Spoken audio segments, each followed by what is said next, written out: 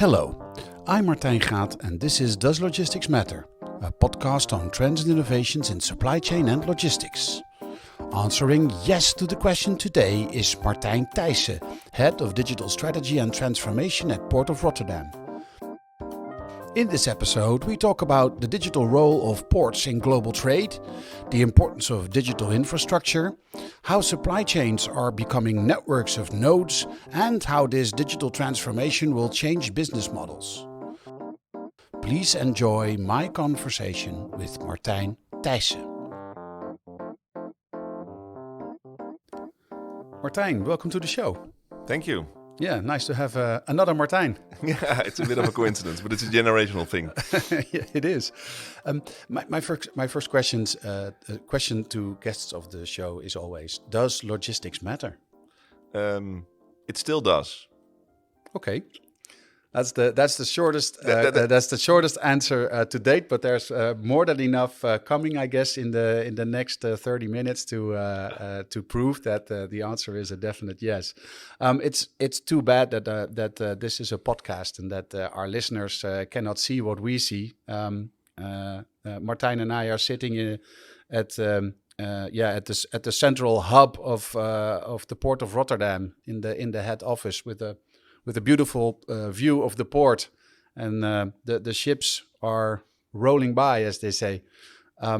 So must be a great place to work. It is. No, it is, and it's a nice view. I mean, it's I think the greatest office in the Netherlands.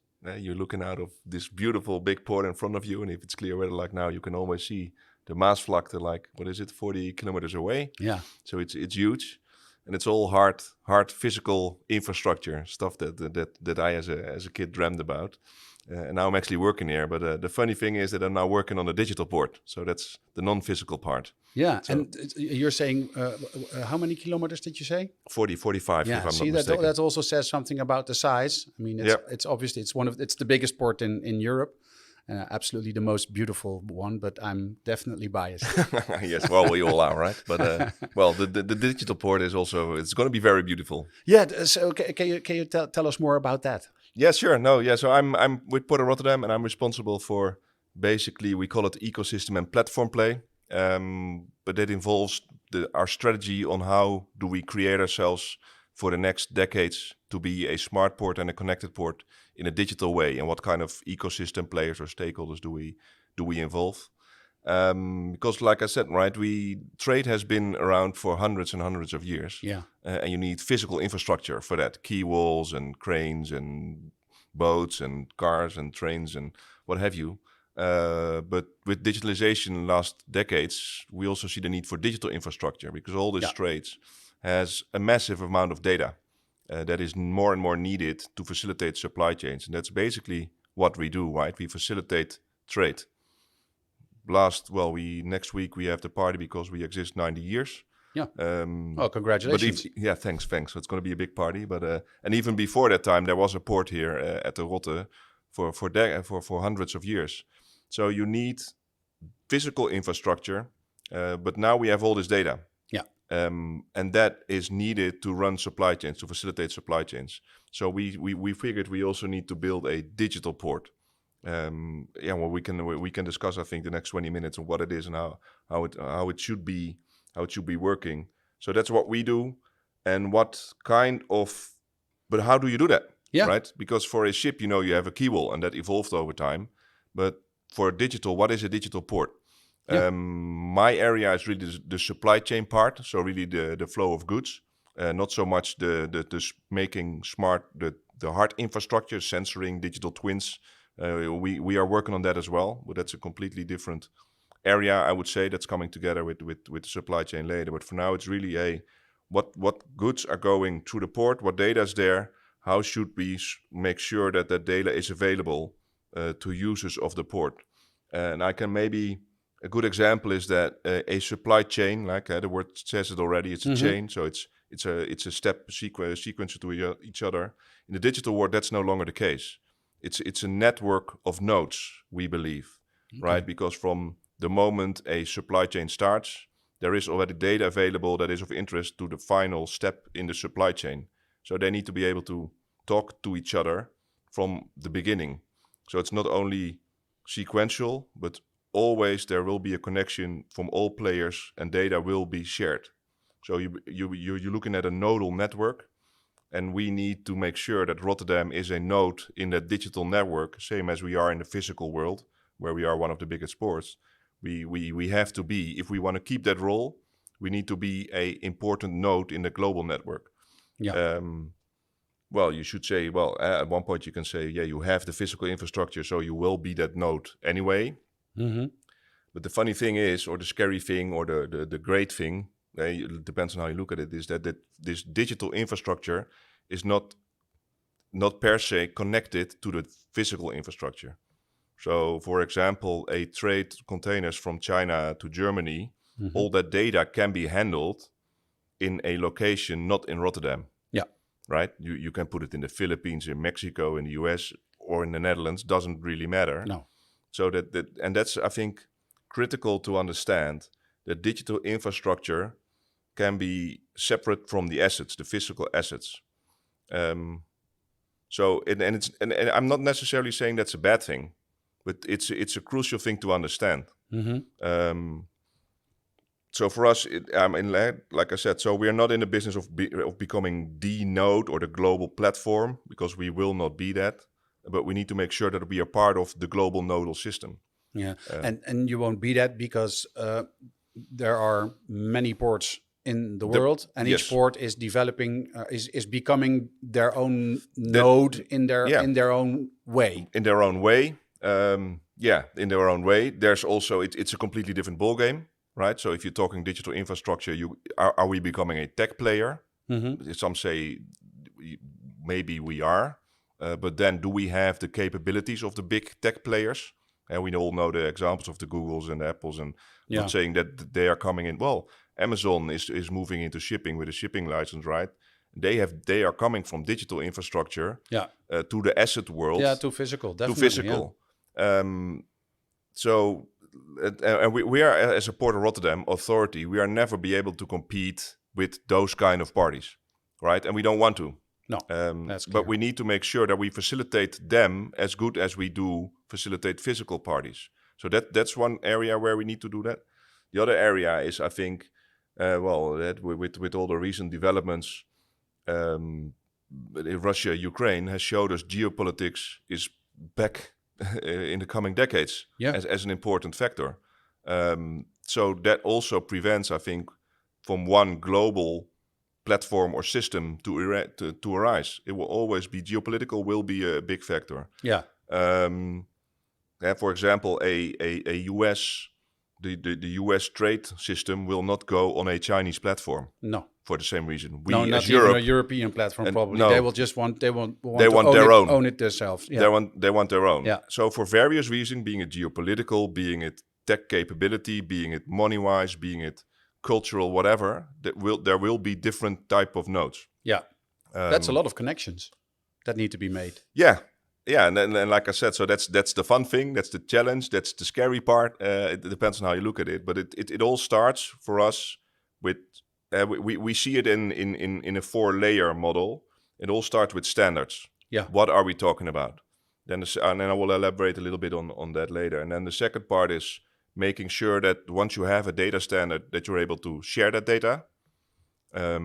Easier said than done.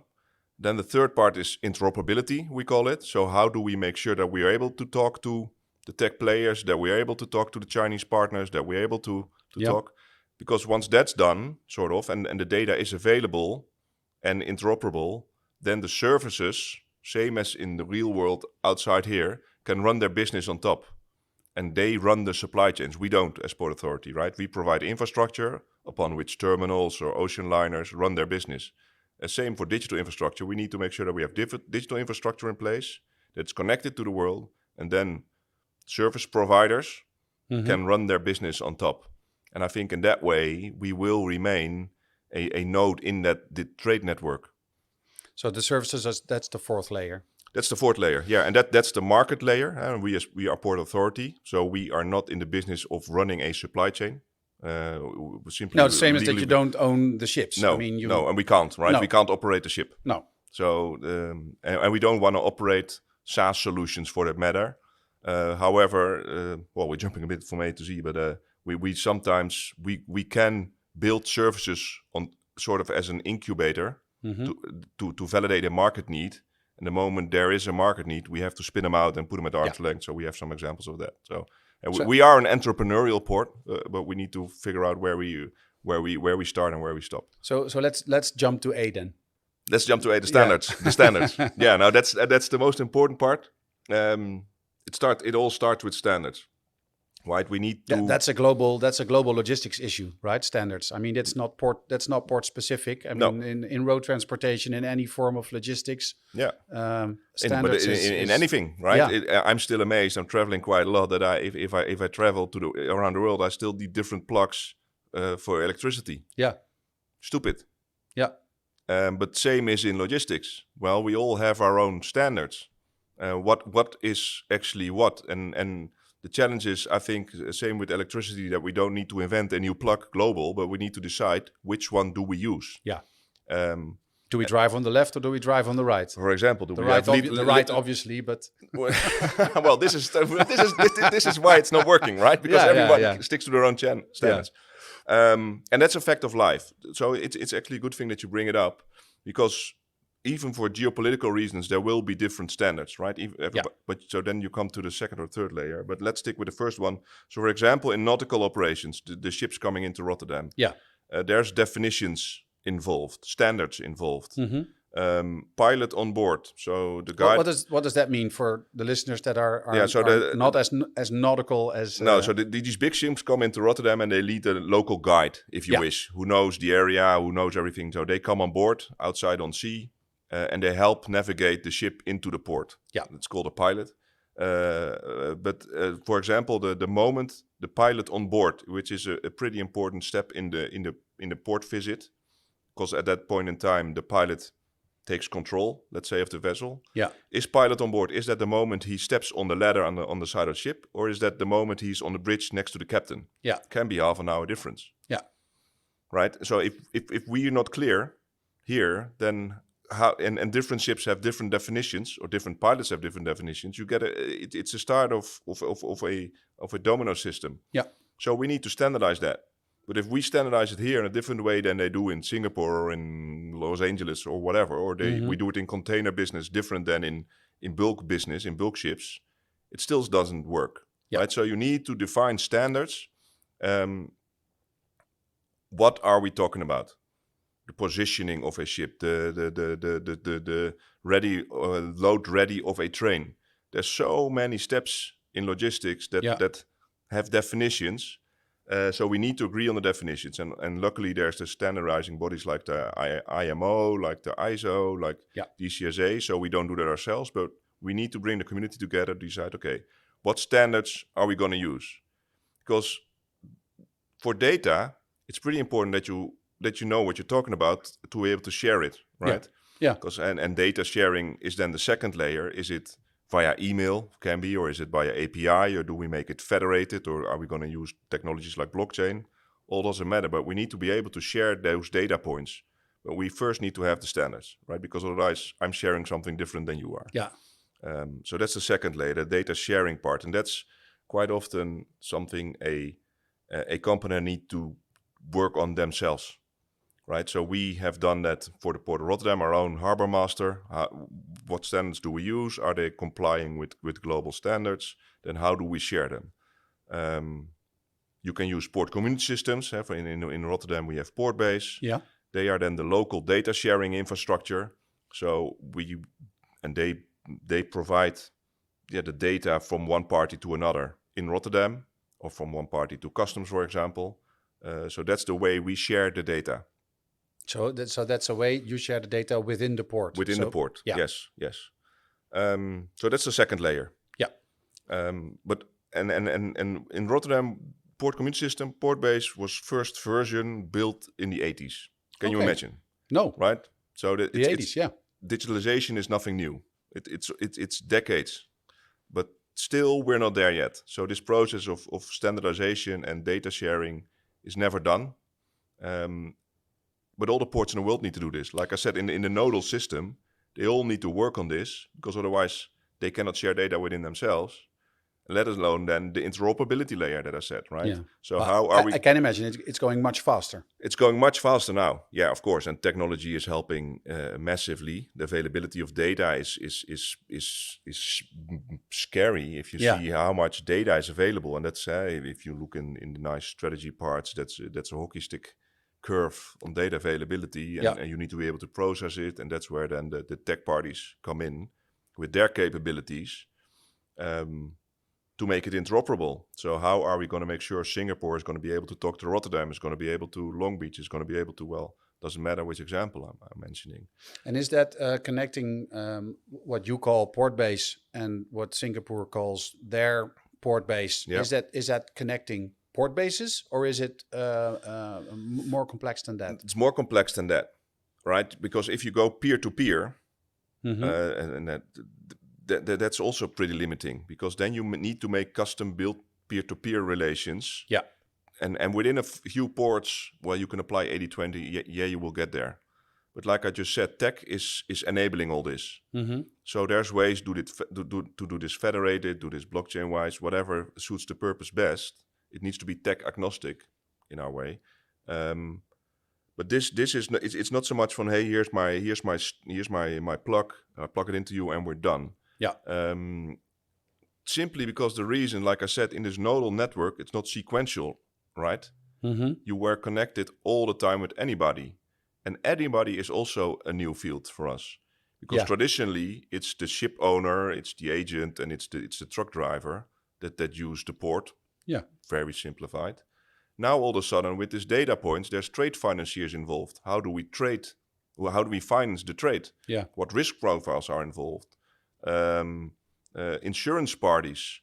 What can we do with AI? What can we do with predictability? How can we, right, the whole trading system, and you see the examples in oil and gas trading and commodity trading on platform base, but they use data points from the supply chain for their risk modeling. So they are all of a sudden a stakeholder in the port ecosystem as well. And that's quite new for us, right? Yeah. All of a sudden I'm sitting at the table with banks or venture capitalists. Well, I've never really done that. I'm a logistics guy, so I still matter. That's also giving a glimpse of my answer. But it's a new world with different languages that's constantly connected, and that interoperability part is crucial. That we are sure, and we don't need to understand everybody, right? Because everybody has a specialty, but you need to be able to at least be interoperable with these trade finance ecosystems, trading infrastructure, to make sure that you have everybody involved, that their services on top at the fourth layer, that is going to be crucial, that can be run as efficient or as sustainable as possible. So looking at these phases, you did say it's never finished, but where are we? If you could put a scale to it, I mean, it will never be done, but we at some point in time we should get to a point that we say, well, it will never be done, but you know, we're doing that. But it's a challenging question. On a scale of 10, I would say, where are we? Depends also how you look at it. I think in Rotterdam we are on a 6 or a 7, even internally, right? Yeah. And mind you, with Portbase, we have really a state-of-the-art port communication system that the rest of the world is looking at, how we've organized it. And even I say it's a 6. So don't blame me for it. But also, I'm biased because I'm looking at the future, right? So I tend to believe that I know a little bit of what's coming.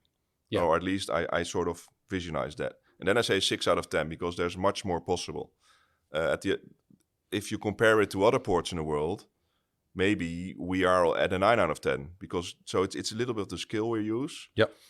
The most important thing to understand is that all of this doesn't matter if you're not connected.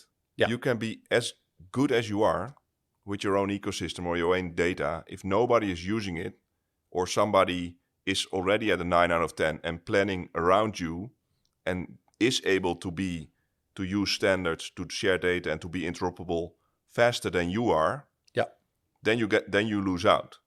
So I don't want to paint a grim picture of the things you often hear. Oh, the Googles are taking over and platform dominance.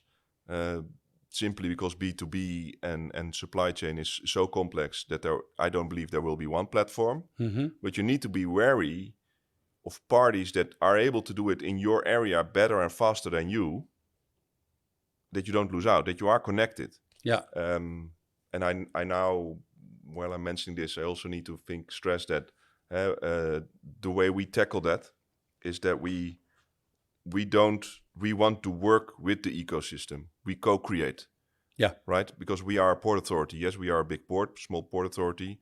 We will not be able to, for the entire Rotterdam ecosystem or the BV Nederland, as we call it, the Dutch ecosystem, because if we go dock trade, all of a sudden we also have to involve air freight. Yeah. Up till now, completely separate worlds. But if you're shipping from China to Germany, you don't care if it's flying or sailing. It needs to be there at that time, at that price point. Yeah. At that, so it will become much more logistics as a service, and we need to be part of that. And we cannot do that as port, right? We need to co-create. Yeah. So we need to activate the innovation ecosystem, work much more together with startups, with investors, to see how we can bring, hey, we see this problem in logistics. Do you think this matters? And let them then crunch into the data sharing part, the interoperability part, so they can build services on top, and in that sense, sort of get to the port of the future, where traditionally, and I'm also maybe now it's a bit black and white what I'm going to say, but we just design key walls, make sure they get built, ships will come anyway. Yes. And with digital infrastructure, that's not per se the case. Okay. And that's a difference. Yeah. And you were talking a scale of you were talking 6 to 10, and if you talk in years. So in what year would you think will we be at a state that you say, yeah, so now we're I mean, obviously we are somewhere already, but The thing is that it's moving faster than we all think. Yeah. And it's I think there will be a sort of watershed moment in the next 5 to 10 years where tech will be so easily available and becoming cheaper, and data is going to be so, and technology is the accelerator of this. That if you are ready for that and you have your standards defined and you have your data available, that you can really easily tap into it, and then it will really take off. So I would say 5 to 10 years. Of course, there's politics involved. There's the lawmaking is involved. How do we mind you, for in the Netherlands, we still have we still require by law that you have a paper bill of lading in the end. So law needs to be changed to make this possible, and this is just one example. But it's a really excellent one in terms of where we are as logistics and in combination with governments. But also as logistics companies themselves, I think if there's one other major thing that we need to discuss a little bit is the influence of global is also sustainability and how that's going to accelerate this, the need to be to for more sustainability, being a CO2 reduction, and there's various components of that. That's a must, and that's coming from government quite often. Yeah. So we're already diving a bit. I'm going back to the logistics part. For logistics companies, and again, so it still matters. And this is a bit to maybe tickle the audience a little bit. If you're still making your money based on intransparency, right? So the traditional logistics model, give me your stuff. I'll handle it because you don't understand it, or you don't speak the language, or you don't have the time. That is a tricky part if that's your business model going forward. Yeah, because transparency will be the standard. Yeah. But if you're able to make that change, say, hey, I know that's coming, and I can still add value on top of that data, like I said, the fourth layer, then you have a very flourishing business going forward. It's just the way in the business model is going to change. And I think that's the biggest challenge right now, and also what's holding us back. This industry is as old as we know, right? Mm-hmm. It started in the medieval times when we started trading, and we still basically do it the same way as back then, Yeah. based on in the lack of trust and in transparency. That's how we still trade. Yeah. But if you now see that changing because technology is opening it up, and there's new business models are successful, and others will pick up, it's going to be a snowball, and it's going to ramp up. So I would say 5 to 10. Very long answer, but I would say 5 to 10 years. Yeah, no, but excellent answer. So, do you have some examples, some real life examples or projects that the port is working on that you could highlight to give our listeners an idea of what's happening? Yeah, sure.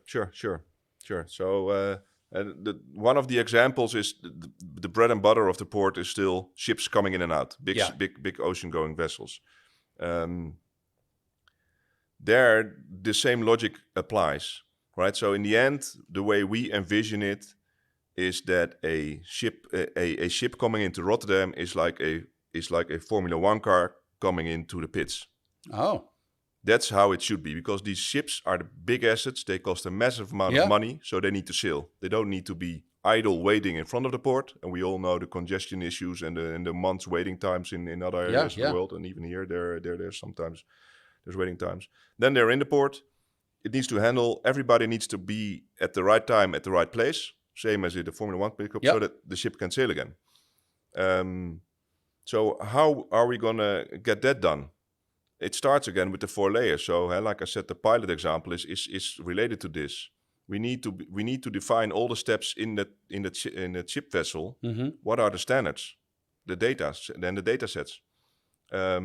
That's not something we do because, like I said, if we do it in Rotterdam, we set standard A. But now let's take another example, Tokyo or other port. They set example B. Yeah. Standard B is not going to work. So we work with the Task Force Port Optimization and the IMO to get those standards implemented. Not too long ago, we even in Rotterdam we're using the new Amsterdam Spel, which is a Dutch standard for the water level. Yeah. Can you imagine? So every ship coming into Rotterdam until not too long ago had to convert global water levels, whatever standard that may have been, to the Dutch one. Yeah. Prone for error, and depth is a massive thing. If you met this big ships, that's pretty important. So it's pretty important, but still. Yeah. So we need to set the standards for that in Rotterdam together with the global part, and then it's nice. So you have your data points defined, and I'm simplifying it a bit. So no offense to the people working on this, but then you need to be able to get all the parties involved at the right time.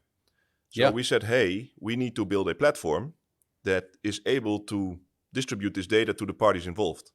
Yeah. And once you've done that, then you can build port call optimization on top to provide services that you can eventually commercialize. And you can use that in other ports if you wish, right? Because if you have the standards and you have the data sharing capability and you build a software on top where all the parties are connected and know when to be where, you could commercialize that and have that active in other ports. So that evolved for Rotterdam into Port Exchange, which is now a separate company because we cannot be a service provider, so we put it at arm's length. Yeah. So there you see around the port call that we've gone through all these steps. And in Rotterdam, it's now sort of active. Working now with Singapore on port call. Where do we need to have data in advance that we can use to further optimize the port call here and vice versa to make it even a next step. And with port call, you mean that's the part where that's the pit stop. The pit stop. Keeping the pit stop as short as possible. And not have a queue of ships waiting at sea. Yeah, and that's the first part, right? And there's stupid examples there, right? There's this big vessel here with the containers on top, and it needs to go to Hamburg to drop off the next load. So the captain says, looking at the tide, converting first from what watertight level to what watertight level. Say, hey, we need to sail in 1 hour because otherwise I'm missing my tide window in Hamburg. Yeah. Sorry, captain, but we need to still, where the bunker is only finishing in 3 hours. And then the garbage guy is still coming. Yeah. And by the way, we haven't informed the pilot yet. So we only have a slot in 6 hours. Yeah. That was, and maybe I'm exaggerating a bit, but that was real life until a couple of years ago. where you now have just one platform, one data, and you can build an interface on that, or ideally have it feed directly at the interoperability into the ship systems or the operation center of Maersk or ONE or whatever, so that they can plan it. And now you can say, as captain, I want to leave it. That's the tide. So at this point in time, the bunker needs to be here because I need to load so much fuel. It takes me so long. At this point in time, my garbage guy needs to be here. And in the end, you can, even with AI on top, you can even get that automated, right? So the whole F1 pit stop could be planned automatically. Yeah. And then coming to, and it's a great example, coming to the digital twin of the port. Mm-hmm. There we're also betting more on asset-wise. If you're able to add that data on depths or dredging or thing, you can even further optimize because you can plan way ahead. What's going to be able, or where does the ship need to berth? Last minute, few hundred more containers, few more centimeters depth needed. Yeah. Right. So if we have the data and we're able to share it with, let's say, Hamburg, they can optimize their key planning based on the new input that just came in, and don't have to wait for the ship to be outside in Hamburg and like, oh yeah, there was the planning, but I'm now 2 centimeters. I need 2 centimeters more draft or 20. Yeah. And that screws up the entire planning. And this is just the vessel visit. Yeah, this is just one simple part of the whole. Well, simple, but it's just one part of the whole operation. Because then this big ship, and then maybe example number 2, if these big ships, 20,000 containers on board, they offload 10,000 here. There's 10,000 of these things on the quay wall. Yeah. First of all, it takes almost or just over a day to unload. So it's a 1 day process. And then you've got 10,000 things on the quay. Do they go out on barge? Do they go out on rail? Do they go out on truck? Do we know? Because if you know, you can stack them different. Which one needs to go to customs for inspection? Hey, there's a big farm. Farmers are protesting on the A12 in the Netherlands. Can we change to barge? Those kind of things. If you have data standards and you're able to share that data, imagine what you could do. Yeah, you can match it with external data like traffic or what you're saying. And then the circle is fully round. That's what we are never going to be able to do as Port of Rotterdam, right? Yeah. So we need to co-create and say, hey, this is the data that we have. Market. You're good in truck optimization. You're Rijkswaterstaat. You have data on infrastructure, on highway infrastructure. Can we do great stuff with this? Yeah.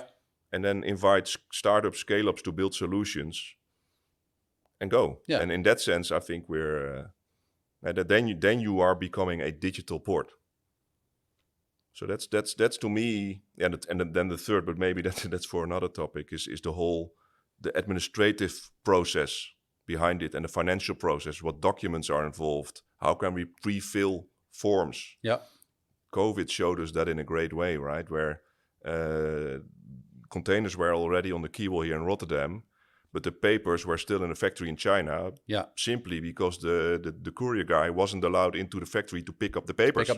Yeah. Just the ridiculousness of those kind of things. Yeah. So yeah. And how oftentimes does it happen that there's something more in a container, or that you already, just by a simple typo, a declaration doesn't match anymore. But if you have the source data straight away into custom systems here, now I'm really starting to fantasize.